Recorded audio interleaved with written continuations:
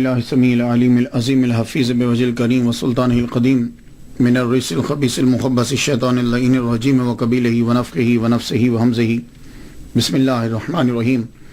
تمام نبیوں کے سردار حضرت محمد صلی اللہ علیہ وآلہ وسلم اور تمام مذاہب کے سردار دین اسلام کے پیروکاروں، سلام علیکم طبتم۔ آج کی گفتگو جو ہے وہ 26ویں مرحلے میں داخل ہو گئی۔ جس ہستی کے بارے میں آج گفتگو کرنا چاہتا ہوں ان کو غوث مغرب، کتب مغرب کہتے ہیں، الغوث فی المغرب، کتب الوقت حضرت سید ابو الحسن علی بن عبداللہ بن عبد الجبار الحسنی والحسینی شاذلی رحمۃ اللہ علیہ، بانی ہیں شاذلی سلسلہ کے۔ ان کے بیان کرنے سے پہلے میں نے امام بصیری رحمۃ اللہ علیہ کو بیان کیا، امام جزولی رحمۃ اللہ علیہ کو بیان کیا، وہ دونوں شاذلی ہیں۔ پیر کا تذکرہ مریدین، دو مریدین کے بعد کر رہا ہوں۔ وجہ یہ ہے، گلستان کے دو پھولوں کو دیکھ لیا، تو جب دو پھول دیکھ لیے، ان کی خوشبو دیکھ لی، ان کی شہرت دیکھ لی، خوبصورتی دیکھ لی، تو اب گفتگو کرنا مالی پر اور بانی پر آسان ہو جائے گی۔ کیوں کہ شاذلیہ سلسلہ کے بانی جو ہیں وہ ابو الحسن علی بن عبداللہ الحسنی والحسینی شاذلی رحمۃ اللہ علیہ۔ نام پہ گفتگو کر لوں، بات آسان ہو جائے۔ ویسے تو باقی سب آپ سمجھتے ہو۔ نام ان کا علی ہے، والد گرامی کا نام سید عبداللہ ہے، اور شاذلی مشہور ہوئے، سلسلہ بھی اسی نام سے مشہور ہو گیا۔ آپ کو شاذلی کیوں کہتے ہیں؟ دو ریزن۔ پہلی وجہ تو یہ ہے کہ تیونس کے اندر آپ جب چلہ کاٹنے کے لیے گئے تو جس پہاڑی میں کیو میں بیٹھ کر آپ نے چلہ کاٹا وہ شاذلہ علاقے کے قریب تھی، یعنی اس ویلیج کو شاذلہ کہتے تھے۔ تو آپ نے وہاں چلہ کاٹا، چلہ کاٹنے کے بعد جب آپ وہاں سے روانہ ہوئے تو شاذلی مشہور ہوئے۔ یہ ایک وجہ ہے۔ دوسری وجہ یہ ہے جو مجھے زیادہ بہتر لگی، دوسری وجہ یہ ہے کہ شاذن، یہ لفظ جو ہے نا شاذ، یہ سنا ہوگا جب علم النحو، علم الصرف پڑھنے لگتے ہیں، خاص طور پر علم الصرف، علم الصیغہ جب پڑھتے ہیں تو اس میں یہ لفظ اکثر آتا ہے کہ یہ شاذ ہے، یہ شاذ ہے۔ شاذ کا معنی کیا ہوتا ہے؟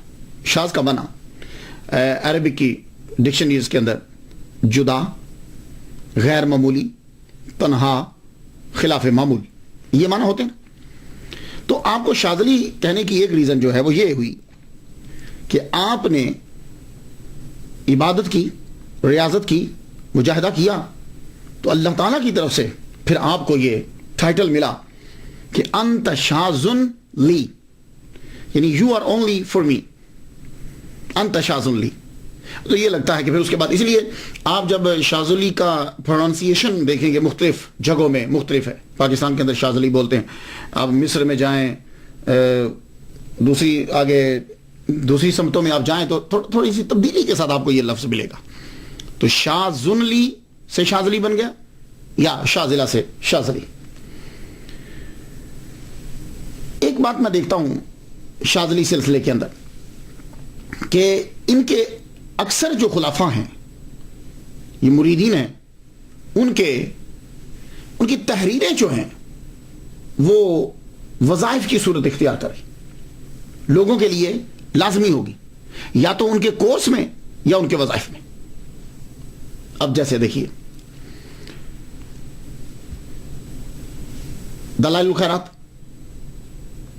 امام بصیری کا قصیدہ بردہ شریف، ابو الحسن شاذلی رحمۃ اللہ علیہ کا حزب البحر۔ ویسے تو 18 حزب ہیں، لیکن جو حزب البحر کو پذیرائی ملی ہے وہ کسی اور حزب کو نہیں ملی۔ آپ سے کسی نے پوچھا ایک مرتبہ، کہنے لگے کہ آپ کی اتنا آپ نے علم پڑھا ہے، کتب نہیں ہے آپ کی، یعنی آپ نے کوئی کتاب نہیں لکھی۔ تو معلوم ہے کیا جواب دیا تھا؟ فرمانے لگے کتبی اصحابی، میرے یہ جو مریدین ہیں نا، یہی کتب ہیں۔ اور واقعی تاریخ نے اور دنیا نے، وقت نے پھر ثابت کیا کہ آپ کا ہر مرید جو ہے وہ ایک چلتی پھرتی لائبریری تھی، یا جو لکھا کمال کا لکھ لیں. تو شاذلی سلسلہ کی کچھ خصوصیات ہیں. شاذلیہ سلسلہ کی کچھ خصوصیات ہیں. ہر سلسلے کی خصوصیات ہوتی. اس سلسلے کی ایک خصوصیت جو ہے وہ بڑی، وہ ان کی تحریریں ہیں. وہ وظائف، وہ تحریریں جو ہیں وہ وظائف کی صورت اختیار کر. حزب الحمد، حزب النور، لطائف المنن، منہاج المکیہ، درۃ الاسرار، قاموس اللغات، تاج العروس، نفحات الحرمین، کواکب الدروریہ، انوار القدسیہ، تفسیر الجلالین، مواہب اللدنیہ. These are only the tip of the iceberg. میں نے چند نام لیے. تو تحریر جو ہے وہ اس سلسلے کی وہ مشہور ہوئی. دوسری خصوصیت کیا ہے شاذلیہ سلسلہ کی؟ وہ یہ کہ جہاں سے فیض ملتا ہے لے لو. یہ خاص ایک چیز ہے اس سلسلے کی. باقی سلاسل میں تو یہ ہوتا ہے کہ آدمی ایک جگہ رہا اب دوسری جگہ نہیں جائے گا. لیکن شاذلیہ سلسلہ کے اندر یہ ہے کہ وہ کہتے ہیں کہ ہماری پیاس جو ہے وہ ایک جگہ پہ نہیں بجھتی. یہاں سے فیض ملا لیجئے، آگے سے فیض ملتا ہے وہاں سے بھی لیجئے، جہاں سے فیض ملتا ہے لیتے جائیے. یہ ان کا موقف ہے. وہ کہتے ہیں کہ یہ جتنا فیض ہے اس کی مثال اور سے نہ دو. کیوں؟ یہ جو فیض ہے یہ محمد مصطفیٰ صلی اللہ علیہ وآلہ وسلم کا فیض ہے. تو اب آپ مجھے بتائیے کہ نبی کا فیض جہاں سے ملتا ہے لیتے جائیے. یہ ہے ان کا موقف. یہ دوسری خصوصیت ہے. تیسری خصوصیت کہ بانی سلسلہ کا یہ اعلان ہے کہ دیکھو خود کو بھوکا کیوں رکھتے ہو، نعم سے خود کو دور کیوں کر رہے. اللہ تعالیٰ نے اتنی نعمتیں آپ کے لیے پیدا کی ہیں تو تم ان نعمتوں سے فائدہ اٹھاؤ. لیکن شریعت کے دائرے میں رہتے ہوئے، شریعت کے دائرے میں رہتے ہوئے اور سنت کو اپنا گائیڈ بناتے ہوئے اس کی رہنمائی کے اندر تم لوگ جو ہے وہ چیزوں کا استعمال کرو اور اللہ تعالیٰ کا شکر ادا کرو. یہ کیا ہوا کہ ساری چیزیں تم چھوڑ دیتے ہو؟ نہیں چھوڑو. یہ ان کی تیسری خصوصیت. 117 ممالک کے اندر شاذلیہ سلسلہ جو ہے وہ آپ کو ملے گا. پاکستان کے اندر بھی مفتی ابو بکر صاحب شاذلی ہیں، امریکہ تشریف لائے تھے. میری ان کے ساتھ ملاقات ہوئی. مجھے انہوں نے حزب البحر کی جو ہے نا وہ اجازت دی. کہنے لگے ہم شاذلی سلسلہ کے ہیں، ہم آپ کو اجازت دیتے ہیں. کچھ لوگ یہ کہتے ہیں کہ ابو الحسن شاذلی رحمۃ اللہ علیہ کی حیثیت جو ہے وہ عبد القادر جیلانی الحسنی والحسینی رحمۃ اللہ علیہ جیسی ہے. جس طرح عبد القادر جیلانی الحسنی والحسینی رحمۃ اللہ علیہ مشرق یعنی چائنا، انڈیا، بنگلہ دیش، پاکستان، افغانستان میں جیسے ان کا مقام ہے، ویسے ہی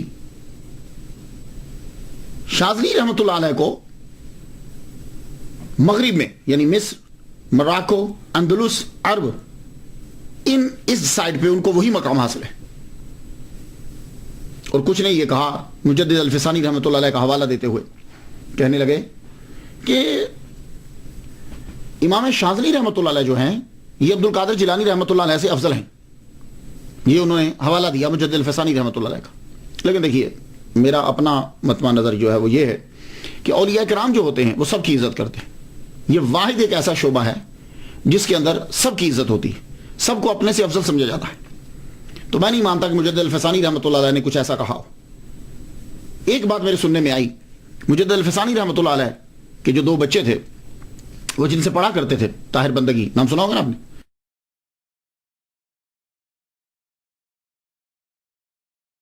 تو ایک دفعہ مجدد الفسانی رحمۃ اللہ علیہ قریب سے گزرے تو استاد کو دیکھا تو ان سے اپنے بچوں سے یہ کہنے لگے کہ تمہارے استاد کا نام میں نے دیکھا ہے کہ خوش بختوں میں یہ نام نہیں ہے. بچے بھی قربان جائیں. کیا کہنے لگے؟ ابو اگر آپ نے یہ دیکھ لیا ہے کہ ان کا نام خوش بختوں میں نہیں ہے تو پھر بس خوش بختوں میں نام ڈال بھی دیجئے. کہنے لگے اچھا. تو آپ نے توجہ ڈالی، نظر کی تو دیکھا کہ ان کا نام خوش بختوں میں نہیں آ سکتا، پکی طور پہ لکھ دیا گیا ہے کہ اس میں تبدیلی نہیں ہو سکتی.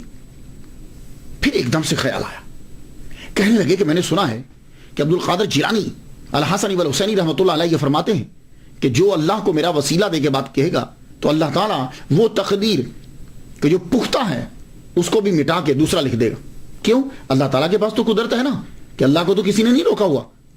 تو اس وقت مجدد الفسانی رحمۃ اللہ علیہ نے اللہ تعالیٰ سے یہ دعا کی کہ اللہ شیخ سید عبد القادر جیلانی الحسنی والحسینی رحمۃ اللہ علیہ کے اس جملے کا صدقہ، ان کا صدقہ تو بہت بڑا ہے، اس جملے کا صدقہ میرے بچوں کے استاد کو خوش بختوں میں شامل فرما دے.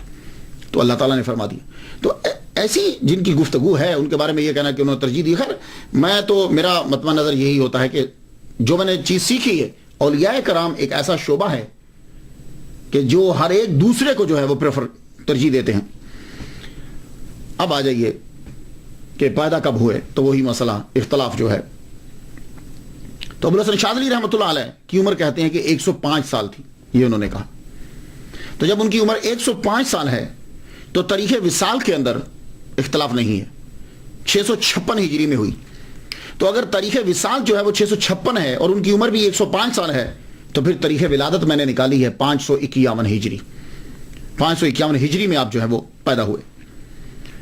آپ بربر قوم کے قبیلہ گومار سے تعلق تھا آپ کا. اس کے قبیلے کی 8 شاخیں تھیں، 2 تو بربری بولتے تھے اور باقیوں نے عربی زبان کو اختیار کر لیا تھا. تو یہ بربر قوم جو ہے نا، مراکو کے اندر آپ کو ارد گرد یہ زیادہ تر یہ قوم ملے گی. آپ نجیب الطرفین سید ہیں. کچھ سید ہوتے ہیں کہ ان کے والد سید ہیں، کچھ سید ہوتے ہیں کہ دونوں سید ہیں. یہ بڑا مرتبہ ہوتا ہے کہ دونوں سید ہوں.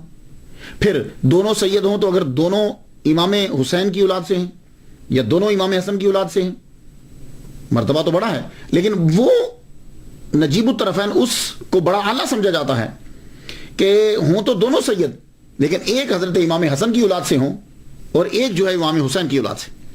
تو ابوالحسن شاذلی رحمۃ اللہ علیہ نجیب الطرفین ہیں، لیکن اعلیٰ مرتبہ یہ ہے کہ آپ کے والد گرامی حسنی سید ہیں اور آپ کی والدہ ماجدہ حسینی سیدہ ہے. یہ بڑا اعلیٰ مرتبہ اور بڑا مقام ہے آپ کو. آپ کے والد گرامی سید عبداللہ بن عبد الجبار رحمۃ اللہ علیہ، انہوں نے آپ کا نام علی رکھا. آپ نارتھ موراکو کے قریب تطوان میں پیدا ہوئے. آپ نے 7 سال کی عمر میں قرآن مجید حفظ کر لیا. قرآن مجید حفظ کرنے کے بعد فیض یا فیس مراکو کا شہر ہے، آج بھی بڑا مشہور ہے.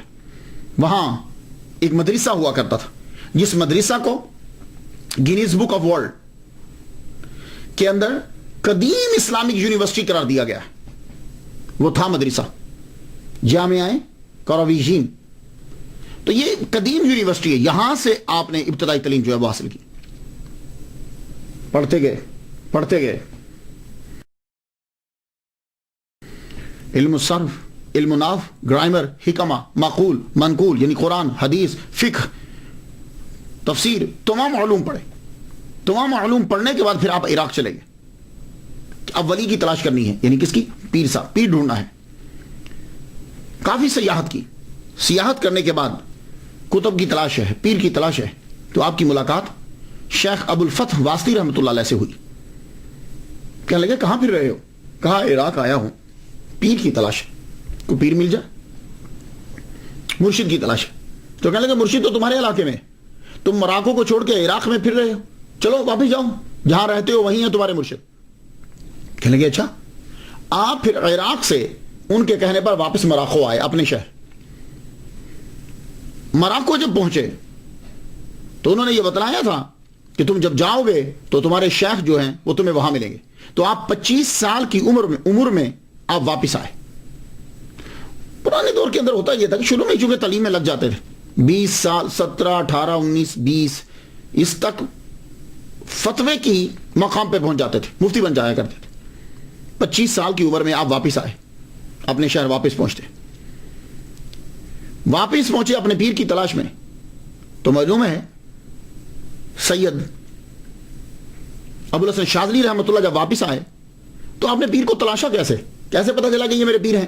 یہی سوال انہوں نے عراق میں کیا تھا، ابو الفتح سے کیا تھا کہ مجھے یہ تو بتاؤ کہ میرا پیر ملے گا کیسے، مجھے کیسے پتا چلے گا کہ یہ مرشد ہے، یہ کتب ہے.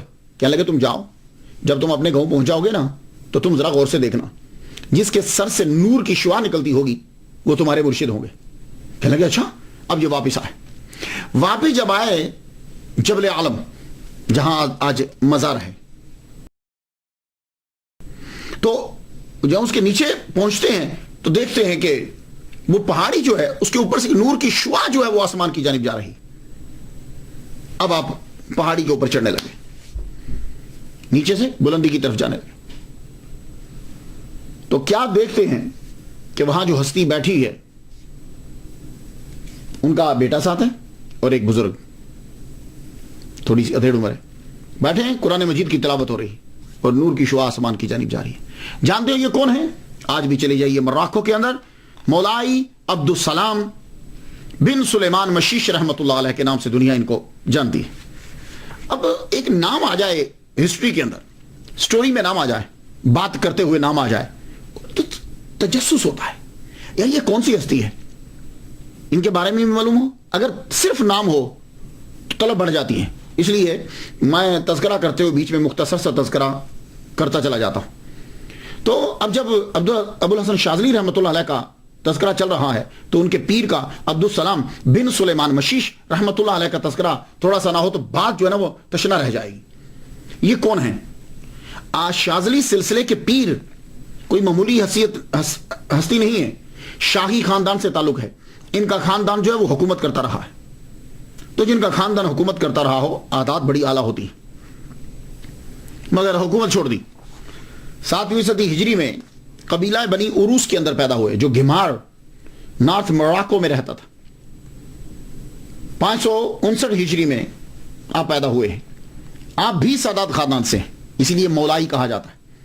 ہر علاقے کے اندر سید کے لیے مختلف جو ہیں وہ القابات ہوتے ہیں. پاکستان کے اندر بابا بولتے ہیں, باپو بولتے ہیں, کسی جگہ پہ شریف کہتے ہیں, شریفوں کا گھرانہ, وہ اصل میں سادات ہوتے ہیں. کسی جگہ پہ مولائی کہا جاتا ہے, تو یہاں مراکو میں مولائی بولتے. تو مولائی جب بولیں گے تو معلوم یہ ہوگا یہ سادات خاندان سے. آپ کے والد گرامی کا نام سلمان تھا, سلیمان, مگر بعد میں مشیش مشہور ہو گیا, اس لیے آپ کو عبدالسلام مشیش کہتے ہیں. تو مشیش جو ہے یہ آپ کے والد گرامی ہیں سلیمان, ان کا نام مشیش پڑ گیا. مشیش کیسے کہتے ہیں؟ بربری قوم میں چھوٹی بلی کو مشیش کہتے ہیں, پھر آپ کا لقب جو ہے وہ مشہور ہو گیا.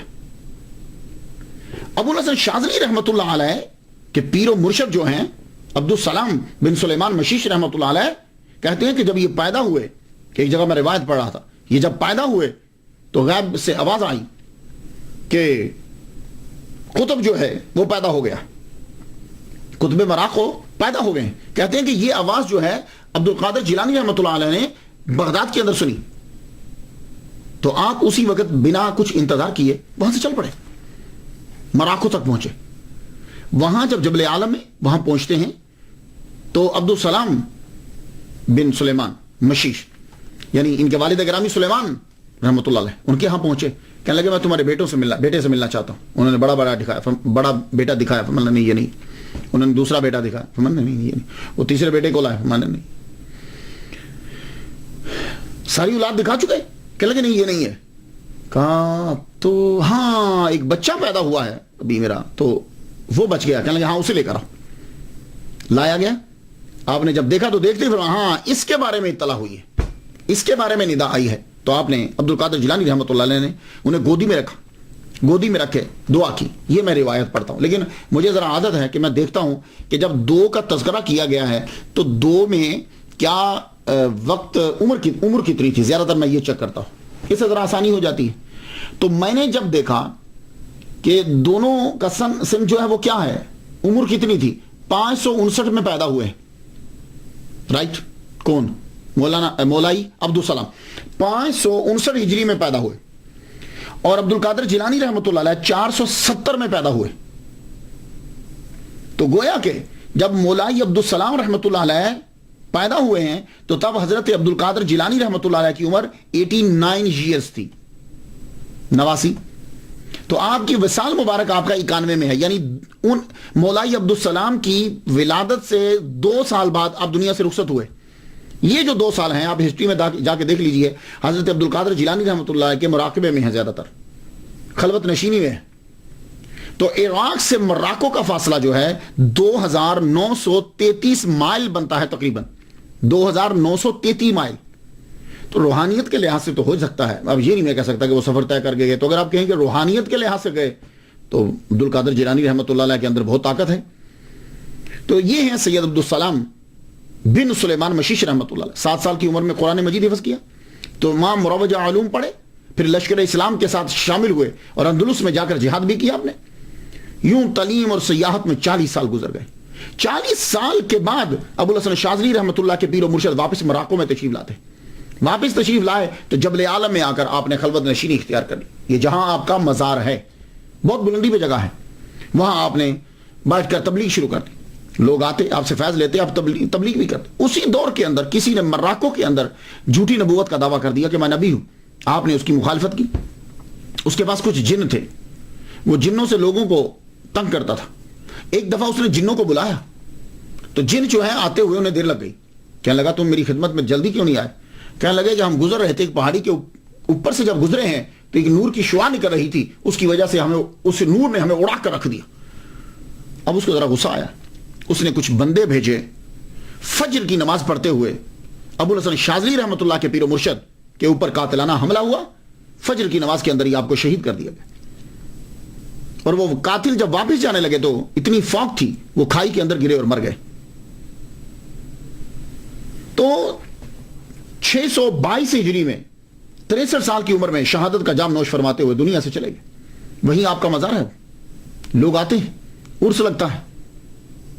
ملاحظہ کیجیے, یہ رستہ جاتا ہے مولائی عبدالسلام بن سلیمان مشیش رحمۃ اللہ کی جانب. دیکھیے نیچے سے بلندی کی جانب خیر پختہ سڑک بنا دی گئی ہے. اب یہ مولائی عبدالسلام دیکھ رہے ہیں اب نام. اب بہت بلندی کے اوپر یہ مزار ہوا کرتا تھا, لیکن اب تو بلندی لگتی نہیں, اس لیے کہ ارد گرد جو ہے دکانیں بن گئی ہیں. اور بالکل جیسے آپ پاکستان میں یا انڈیا میں دیکھتے ہیں وہی سچویشن ہے. چھوٹی چھوٹی دکانیں ہیں, لوگ جو ہیں وہ آتے جاتے رہتے ہیں. عرس بھی لگتا ہے, میلے کا جو ہے وہ ایک سما سا رہتا ہے. سیاح لوگ جو ہیں وہ آتے رہتے ہیں, زیارت بھی کرتے ہیں.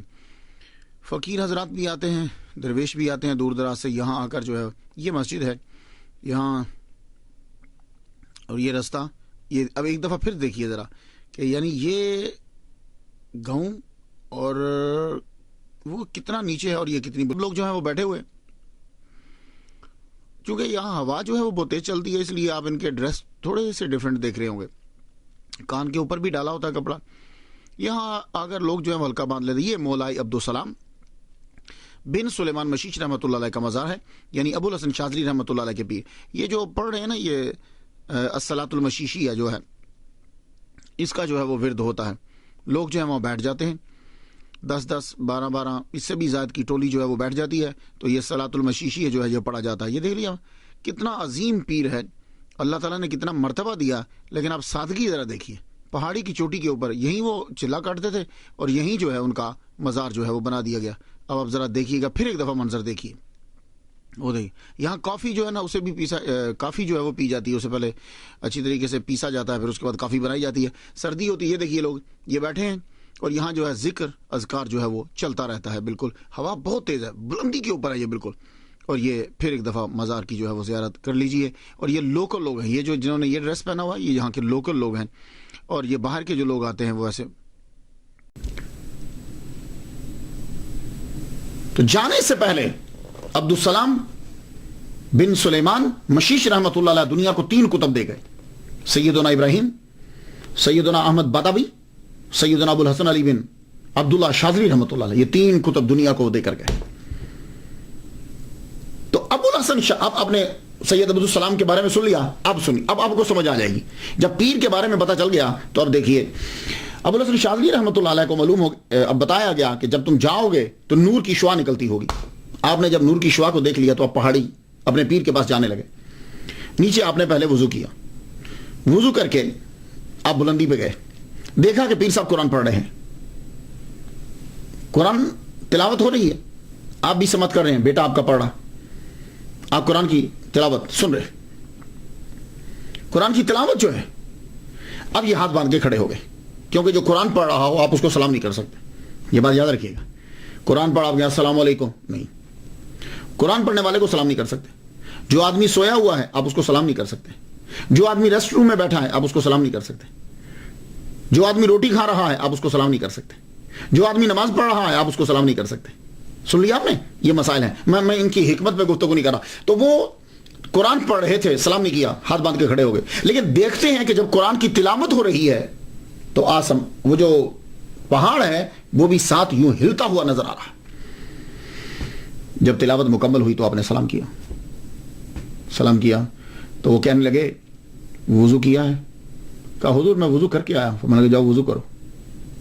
اب آپ ذرا دیکھیے گا بلندی، اور یہ نیچے آئے، پھر وضو کیا، وضو کر کے اوپر گئے. اوپر جب گئے تو وہ کہنے لگے وضو کر کے آؤ. پھر نیچے آ گئے. 2 دفعہ تو وضو کر چکے ہیں، تیسری دفعہ نیچے آئے، وضو کرنے لگے تو سوچ میں پڑ گئے یہ کون سا وضو ہے؟ وہ بھی جانتے ہیں، میں بھی جانتا ہوں کہ میں اپنے اعضاء کو دھو کر آیا ہوں. یہ کون سا وضو ہے کہ جس کا مجھے آرڈر دیا جا رہا ہے؟ تو ایک دم سے القاء سمجھیے، الہام سمجھیے، انسپائریشن سمجھ گئے. اسی وقت اپنے اعضاء دھونے سے پہلے نیت کرتے ہیں میں نے جو کچھ پڑھا، جو میرے دماغ اور دل میں ہے، میں سب صاف کرتا ہوں. اب وہی کچھ میں بھروں گا جو میرا پیر مجھے دے گا. آزاد ہوئے، دھونے کے بعد اب چلے اوپر.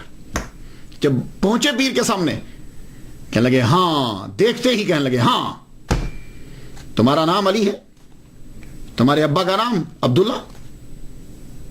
تو ان کا نام، بس نام بتاتے چلے گئے. عبد الجبار، پورا محمد مصطفیٰ صلی اللہ علیہ وسلم تک سارا شجرہ بیان کر دیا. آپ حیران رہ گئے کہ ان کو میرے پورے شجرہ کا پتا ہے. بیٹھو. اب فرمان لگے دیکھو، جب بکٹ خالی ہو تو اس میں پانی جو ہے وہ ڈالا جا سکتا ہے. جب بکٹ بھری ہوئی ہوگی، اب یہ گلاس ہے، اس میں پانی خالی ہو تو پانی ڈالا جا سکتا ہے. لیکن جب جو پہلے ہی سے بھرا ہوا ہے تو پھر کیا ڈالیں گے؟ یہ بکٹ جو ہے، بوکا جو ہے کنویں کا، پہلے سے بھرا ہو تو کیا پانی نکالیں گے یا ڈالیں گے؟ یہ اشارہ تھا اس طرف کہ وہ جو تم سوچ کر آئے ہو مجھے معلوم ہے، اب کلین ہو گیا، اب ہم جو چیز ڈالیں گے وہ صحیح رہے گی. تو اب آپ نے تربیت شروع کر دی. آپ ان کے پاس رہتے اور تربیت شروع ہو گئی. جب آدمی نیا نیا کسی فیلڈ میں جاتا ہے نا تو شوق ہوتا ہے کہ لوگ میری جانب آئیں. یا ہر فیلڈ کے اندر لوگ میری جانب آئیں. ابوالحسن شاذلی رحمۃ اللہ علیہ، آپ کے من میں یہ آیا کہ لوگوں کے دل میں خدا تعالیٰ میری محبت ڈال دے. یہ آپ نے سوچا. سوئے آپ، خواب میں دیکھتے ہیں کہ مرشد جو ہیں ان سے آپ کہہ رہے ہیں اپنے پیر سے کہ پیر اللہ سے دعا کرو کہ اللہ تعالیٰ تمام دنیا، یہ لوگ جتنے ہیں، ان کے دلوں میں میری محبت پیدا کر دے. تو اس سے کیا ہوگا؟ جب آدمی لوگوں کے دلوں میں تمہاری محبت پڑے گی تو کیا ہوگا؟ پھر لوگ تمہارے پاس آئیں گے. تو دھیان کہاں رہے گا؟ لوگوں کی طرف. تو دھیان تو ادھر ہی رہے گا. تو یہ کامیابی نہیں ہے کہ تمہارا دھیان صرف لوگوں کی طرف رہے. کامیابی یہ ہوتی ہے کہ آدمی کا دھیان اللہ کی طرف رہے. تو آپ ذرا سنیے گا. تو انہوں نے جب یہ سوچا کہ شیخ اللہ سے دعا کرو اللہ تمام لوگوں کے دلوں میں میری محبت ڈال دے، تو آپ نے سنا کہ شیخ اللہ سے دعا کر رہے ہیں، اے اللہ لوگ چاہتے ہیں کہ لوگوں کے ساتھ معاملہ آسان ہو، میں چاہتا ہوں مشکل ہو تاکہ تو ہی تو رہے. واہ، سنا آپ نے؟ یعنی لوگ یہ چاہتے ہیں کہ لوگوں کے ساتھ رابطہ آسان ہو جائے، میں چاہتا ہوں کہ مشکل ہو جائے، لوگ ملے ہی نہ، تاکہ ہر کام میں توجہ جو ہے وہ پروردگار عالم کی طرف رہے. ایک اور بات تصوف میں جب ہم جاتے ہیں وظائف کے اندر تو اسم اعظم ہر آدمی کی آرزو ہوتی ہے کہ مجھے اسم اعظم مل جائے اور میں اسم اعظم لے کر پھر کام کروں. اس کا کام بتائیے، وہ اسم اعظم لے کے کام کرنا چاہتا ہے، لوگوں میں میری مشہوری ہو، میں دریا چلتا ہوا روک دوں، میں پتھروں کو توڑ دوں، میں مردوں کو زندہ کر دوں، میں ہوا کو روکوں، میں چیزیں بنا دوں. اسم اعظم اس لیے لینا چاہتا ہے. تو اسم اعظم ایسے نہیں ملتا. ایک دن حضرت ابوالحسن شاذلی رحمۃ اللہ علیہ کے ذہن میں بھی آ گیا کہ مجھے بھی اسم اعظم ملنا چاہیے. اور جس وقت وہ یہ سوچ رہے تھے اسم اعظم کے بارے میں، تو اس وقت مولائی عبدالسلام بن سلیمان مشیش رحمۃ اللہ علیہ کی گودی کے اندر ان کا بچہ ان سے کھیل رہا تھا. تو انہوں نے جب یہ سوچا کہ مجھے اسم اعظم مل جائے تو انہوں نے ایک دم سے رخ موڑا، وہ جو بچہ معصوم کھیل رہا ہے، رخ موڑ کے ان کے شولڈر پہ ہاتھ رکھا، کہنے لگے تم اسم اعظم کیوں تلاش رہے ہو؟ تم خود کیوں نہیں اسم اعظم بن جاتے؟ اللہ اکبر جل شانہ، تم خود اللہ کا اسم اعظم بن جاؤ. کیا مطلب؟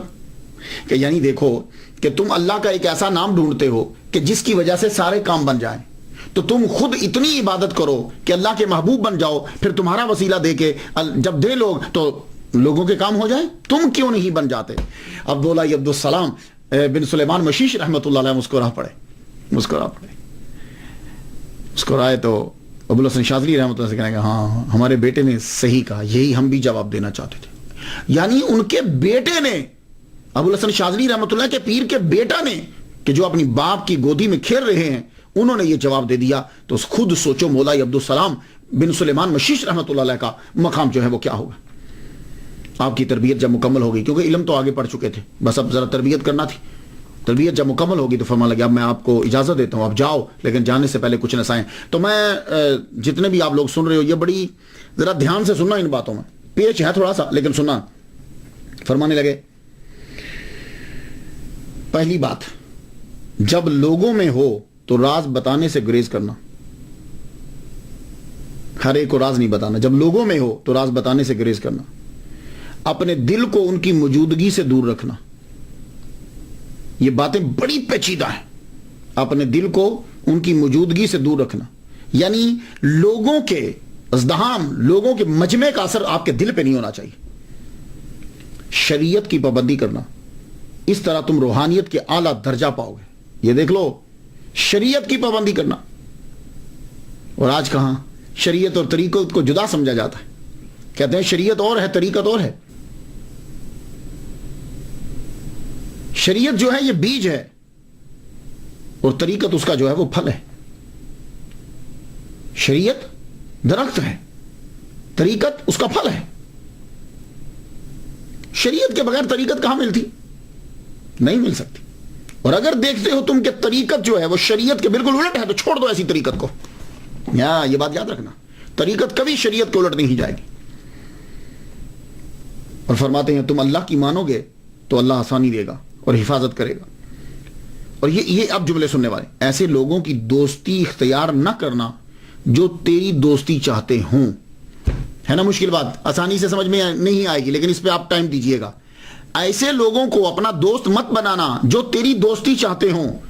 یہ چیپ لوگ ہوتے ہیں.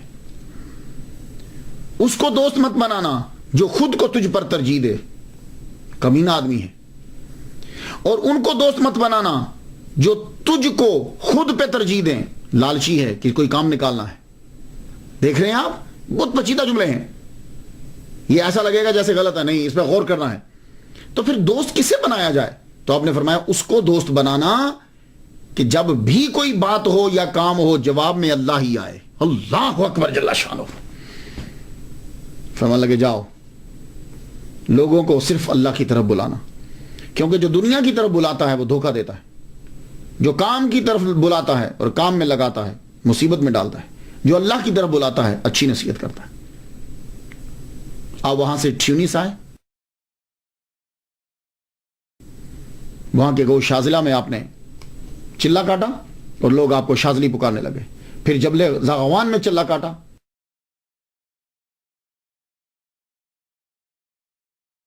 یہ کڑی ریاضت تھی. یہاں سے حکم ہوا کہ اب تم تعلیم کو شروع کر دو. تو ابو الحسن شاذلی رحمۃ اللہ علیہ نے ٹیونس کے اندر تعلیم جو ہے اور تبلیغ جو ہے یہ شروع کر دی. 1228 میں آپ نے ٹیونس میں تبلیغ شروع کی. 16 سال تک تبلیغ کرتے رہے ٹیونس کے اندر. اور آپ کا طریقہ بڑا مشہور ہوا. عمراء میں, شرفاء میں, فضلاء میں, سب لوگوں میں آپ کا طریقہ مشہور ہوا. محمد مصطفیٰ صلی اللہ علیہ وآلہ وسلم ایک دن آپ کی خواب میں آئے.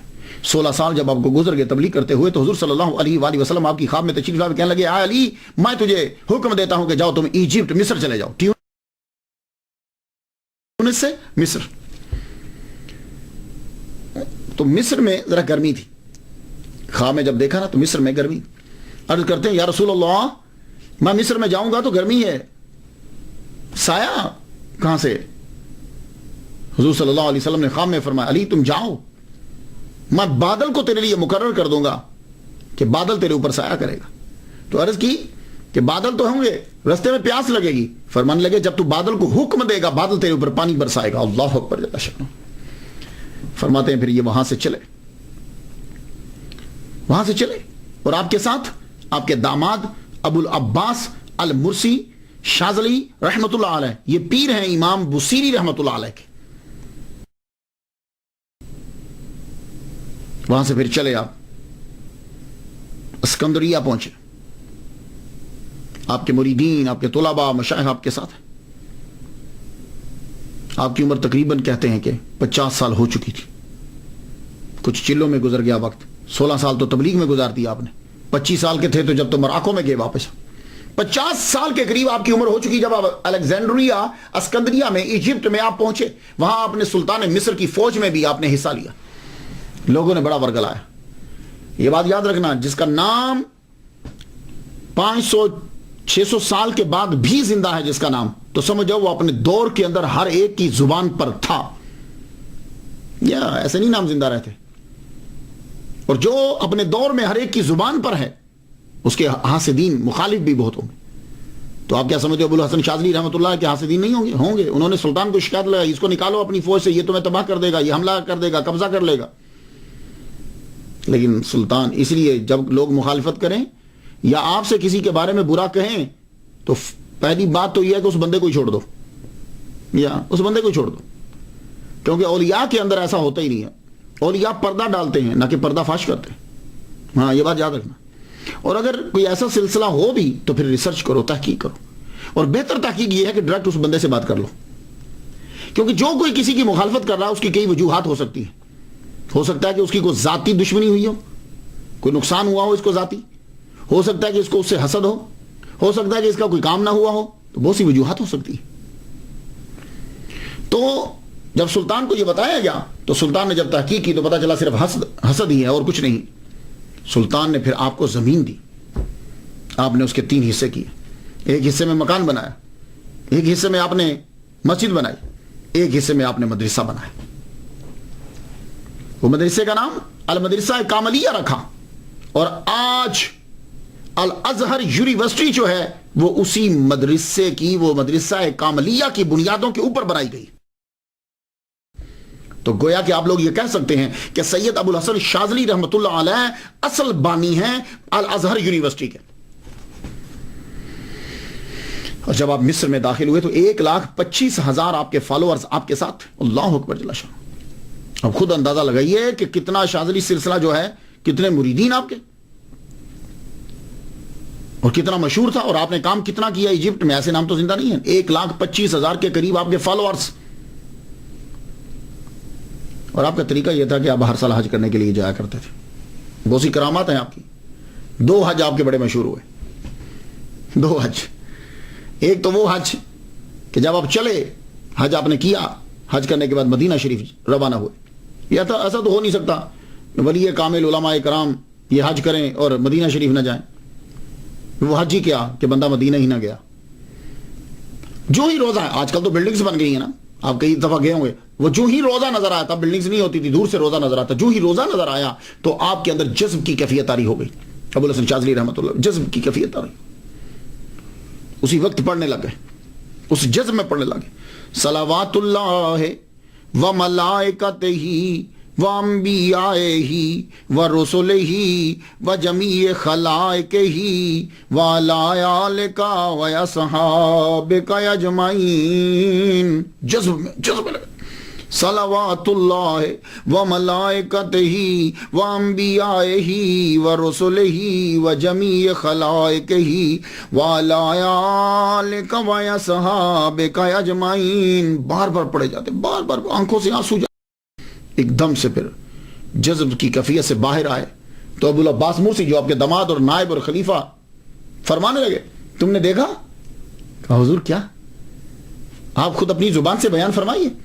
کہنے لگے ہم جب درود پڑھ رہے تھے سرکار پر تو محمد مصطفیٰ صلی اللہ علیہ وسلم نے یوں شہادت کی انگلی کا اشارہ فرمایا اور اکنالج تسلیم کیا، قبول کیا ہمارے سلام کو.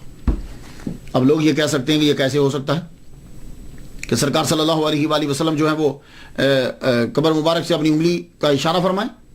تو بھائی دیکھیے، ہمارا ٹاپک جو ہوتا ہے وہ صرف لوگوں کو بتلانے کے لیے ہے، لیکن میں ایک دلیل دیتا جاتا ہوں. شیخ احمد سید احمد رفائی رحمۃ اللہ علیہ، نام سنا ہے؟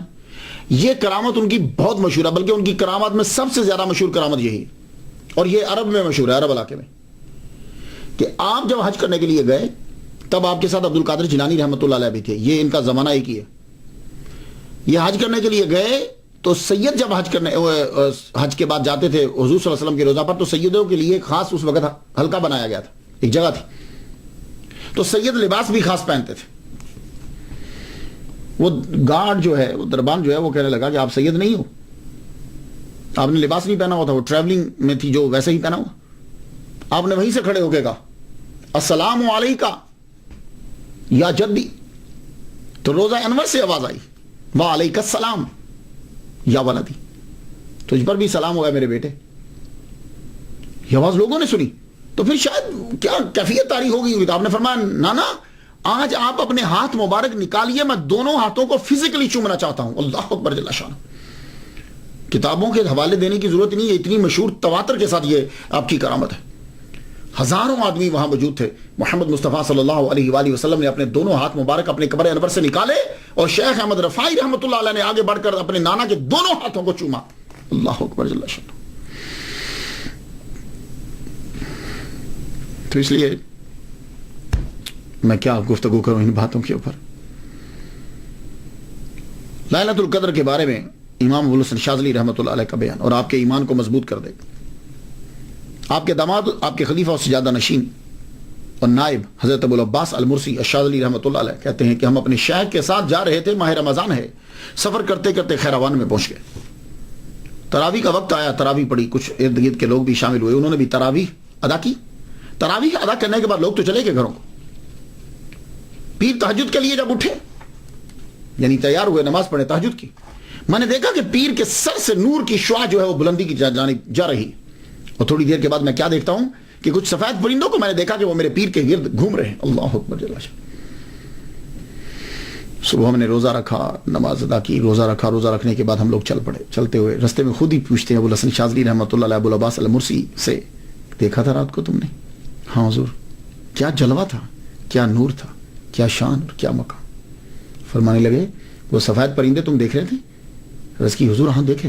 فرمانے لگے وہ اقطاب، غوثوں، ابدال، اولیاء، ان کی روحیں تھیں، وہ سب کے سب مجھے ملنے کے لیے آئے تھے. وہ رات کوئی عام رات نہیں تھی، وہ رات لیلۃ القدر تھی اور یہ 26واں روزہ تھا جب وہ رات ہوئی بعد میں. تو فرمانے لگے اس رات کو مضبوطی سے پکڑ لو، یہی لیلۃ القدر. اب جس نے دنیا میں آنا ہے اس نے جانا تو ہے ہی. آپ رہتے تھے قاہرہ کے اندر. ایک دن ویسے ہی سوچنے لگے، کہنے لگے یہ فرعون کی زرزمین اور پلید زمین، میں اس کے اوپر یہاں رہوں؟ یوسف علیہ السلام نے بھی کہا تھا مجھے یہاں سے لے جائیے گا. بس بزرگ کی موج ہے. اللہ تعالیٰ نے فرمایا، یہ الہام سمجھ لیجیے، کہ ہم آپ کو ایسی زمین دیں گے قبر کے لیے اور قیام کے لیے کہ جہاں کسی نے ایک گناہ بھی نہیں کیا ہوگا. تو آخری عمر کے اندر آپ نے ہمیسرہ میں جا کے قیام کیا. ہمیسرہ 300 کلومیٹر ہے قاہرہ سے، مکہ کے راستے میں آتا ہے. یہ جاؤ، ہم وہاں تمہیں ایک کنواں بھی دیتے ہیں، کچھ تھوڑی سی کھجوریں ہیں، وہ جگہ تمہارے لیے. تو آپ وہاں ہمیسرہ میں آپ نے وہاں جا کے قیام کیا. آپ کو تیز بخار ہو گیا. شوال کا مہینہ ہے، بخار بڑھتا گیا، بخار بڑھتا گیا. 11 آ گئی. اور ان دنوں میں آپ وصیتیں بھی کرتے جا رہے ہیں اور سمجھاتے بھی جا رہے ہیں. سب سے پہلے آپ نے حزب البحر یہ پڑھنے کا لوگوں کو لیے بولا کہ تم لوگ میرے بعد حزب البحر کو ضرور پڑھنا. اور یہ جو حزب البحر ہے یہ پڑھی جاتی ہے. شاذلی سلسلے کے اندر اس کو لازمی پڑھا جاتا ہے. کہیں تو اجتماع میں، اجتماعی صورت میں پڑھا جاتا ہے، اور کہیں انفرادی اکیلے میں پڑھا جاتا ہے. آپ ملیشیا میں چلے جائیں تو وہاں سینکڑوں کی تعداد میں لوگ بیٹھے ہوتے ہیں. ایک صاحب یوں جیسے میں بیٹھا ہوں ایسے بیٹھ کر وہ حزب البحر پڑھتے ہیں اور سب لوگ جو ہے اسے سنتے ہیں. ترکی کے اندر اسے پڑھا جاتا ہے، ایجپٹ میں اسے پڑھا جاتا ہے، اور کچھ لوگ تنہائی میں بھی پڑھتے ہیں. یہ جو حزب البحر ہے اسے آپ نے لازمی قرار دیا. یہ حزب البحر کیسے لکھی گئی؟ بہت مشہور ہے یہ دعا. آپ حج کے لیے، آپ کو آرڈر آیا کہ حج کے لیے چلے، اٹھے چلیے حج کو چلتے ہیں، مریدین کو ساتھ لے لیا. جب آپ پہنچے سمندر کے کنارے پہنچتے ہیں، دریا نائل پہ پہنچے آپ، تو وہاں دیکھتے ہیں کہ جہاز ہی کوئی نہیں، جہاز سب چلے گئے. فرمانے لگے جاؤ جہاز کو تلاش تو کرو، باہری جہاز تو کوئی ملے. تو جہاز اور جہاز والا دونوں بوڑھے ملے، یعنی دونوں کمزور. وہ عیسائی، وہ بھی کمزور، جہاز بھی کمزور. جہاز کو جب لنگر اٹھانے لگے، ہوا اتنی تیز چلی کہ جانا مشکل ہو گیا، بہت مشکل ہو گیا. کیسے جائیں؟ کیونکہ ہوا جو ہے وہ آگے سے پڑ رہی ہے، جانا سامنے پہ، ہوا آگے سے پڑ رہی ہے. 7 دن گزر گئے. لوگوں نے مذاق اڑانا شروع کر دیا. آپ کیا سمجھتے ہو کہ ابو الحسن شاذلی رحمۃ اللہ علیہ کے ہاتھ سے دین نہیں ہو گئے؟ چل لو. کہتا ہے کہ مجھے اللہ نے حکم دیا ہے کہ جاؤ حج کرنے جاؤ. 7 دن ہو گیا جہاز میں نہیں بیٹھ پا رہا. 8ویں دن کیلولہ فرما رہے تھے. کیلولہ سمجھتے ہیں؟ ظہر کی نماز سے تھوڑی دیر قبل ایک دم سے اٹھے, فرما لگے اللہ تعالیٰ نے مجھے فرمایا ہے اور دعا تلقین کی ہے اور تمام میں دعا بولنے لگا ہوں, جاؤ اسے ڈھونڈ کے لاؤ اور کہو کہ جہاز تیار کرے. ایک دم سے آپ اٹھے, اب وہ دعا پڑھنے لگے. تو یہ دعا جو ہے اس کی تلاوت آپ لوگ کیجئے. بچپن میں نے سید یعقوب شاہ صاحب بدایونی رحمۃ اللہ علیہ سے اجازت چاہی تو بچپن میں انہوں نے مجھے اجازت نہیں دی. دلائل الخیرات کی دے دی مگر اس کی نہیں دی. لیکن بعد میں مجھے 3 جگہوں سے اس کی اجازت جو ہے وہ مل گئی. میرے والد گرامی سے پڑھا کرتے تھے. فرمانے لگے جہاز پہ بیٹھ جاؤ. اب ہوا اتنی تیز چلی پیچھے سے, پہلے تو آگے سے تھی, اس کے پڑھنے کے بعد ہوا اتنی تیزی سے چلی پیچھے سے کہ موقع نہ ملا کہ رسی کو بھی اکھیڑ لے, کھول لے. اسے کاٹا, جہاز پہ بیٹھے اور وقت مقررہ حج جو ہے وہ جا کر ادا کیا. اللہ اکبر جل شان. تو یہ حزب البحر جو ہے یہ پڑھا جاتا ہے. ویسے آپ کسی وقت بھی پڑھ سکتے ہیں لیکن مغرب کے بعد اسے پڑھا جاتا ہے. اس کی زکات جو ہے وہ نکالنی ہو تو سفر کے اندر شروع کی جاتی. 5 کا جب سورج غروب ہونا ہے تو اس سے پہلے آپ کو اعتکاف بیٹھ جانا ہے اور 8 کے سورج غروب ہونے کے بعد اٹھ جانا ہے. مغرب کے بعد 1 دفعہ پڑھنا ہے, عشاء کے بعد 1 دفعہ پڑھنا ہے, چاشت میں 1 دفعہ پڑھنا ہے روزانہ, اور 3 روزے رکھنے ہیں اور اعتکاف میں بھی بیٹھنا ہے. تو یہ آپ نے تلقین کی کہ حزب البحر جو ہے وہ اسے پڑھا جائے. مریدین جو ہیں وہ جمع ہوئے. فرماتے ہیں کہ یہ نوح علیہ السلام کی کشتی کی مانند ہے. اس کے پڑھنے سے تم کو عزت ملے گی, مرتبہ ملے گا, بھلائی ملے گی. جتنے یہ بڑے بڑے مقرر ہیں حزب البحر کو ضرور پڑھتے ہیں تقریر کرنے سے پہلے. دبدبا ہوتا ہے, پوری عوام کے اوپر وہ چھا جاتے ہیں حزب البحر, اور آدمی ان کے سامنے گفتگو کم ہی کرتا ہے, جلال ہوتا ہے ان کا. تمام مجمع میں آپ نے اعلان کیا کہ میرے بعد میرا نائب میرا داماد ہوگا اور یہی تمہارا لیڈر ہوگا اور تم سب نے اس کی پیروی کرنا ہے. پھر آپ نے مغرب کی نماز ادا ہوئی. اس کے بعد آپ نے اپنے بیٹے شیخ محمد سے یہ کہا جاؤ کنویں سے پانی لے کر. کہنے لگے ابا کنویں کا پانی کھاری ہے, میٹھا نہیں ہے, ہمارے پاس میٹھا پانی ہے. کہا میرے دل کے چین, جاؤ جو میں کہہ رہا ہوں پانی لے کر آؤ. پانی لایا گیا, آپ کے سامنے پانی پیش کیا. آپ نے پانی میں سے گھونٹ لیا, لے کے آپ نے پانی منہ میں لے کر کلی کر دی برتن میں. فرمایا کہ جاؤ اس پانی کو جا کے کنویں میں ڈال. وہ کنواں کھٹا تھا, کھارا تھا, اور جب آپ کا جھوٹا پانی اس کے اندر ڈالا گیا وہ پانی میٹھا ہو گیا. آج تک لوگ اسی سے پانی پیتے بھی ہیں اور گھروں میں لے کر بھی جاتے ہیں. رات گزر گئی, 12 شوال کی صبح فجر ہو گئی. فجر ہوئی نا, فجر کے وقت آپ کا وصال ہو گیا.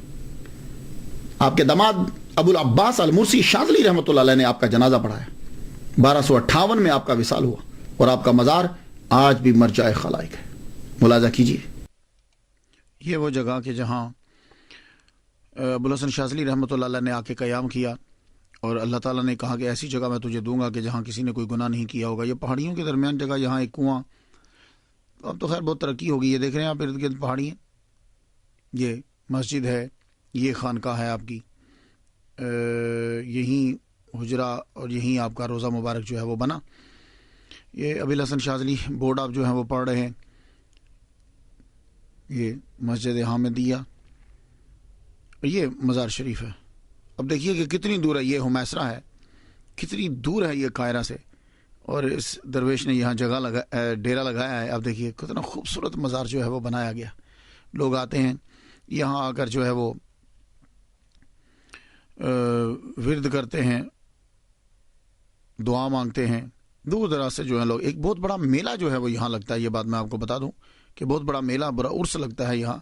ایک بالکل ایسا جنگل کے اندر شہر کا ایک سما ہوتا ہے. یہ گنبد کی خوبصورتی آپ دیکھ رہے ہیں, یہ ان سائڈ ہے اس کا گنبد, اور یہ دیکھیے.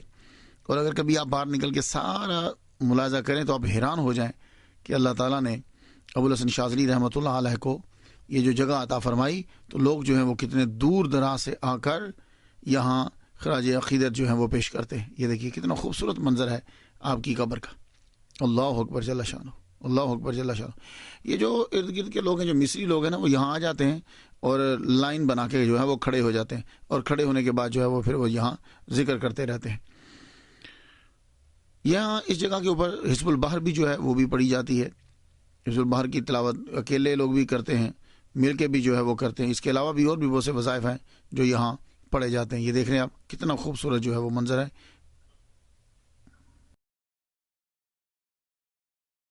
آپ کا مزار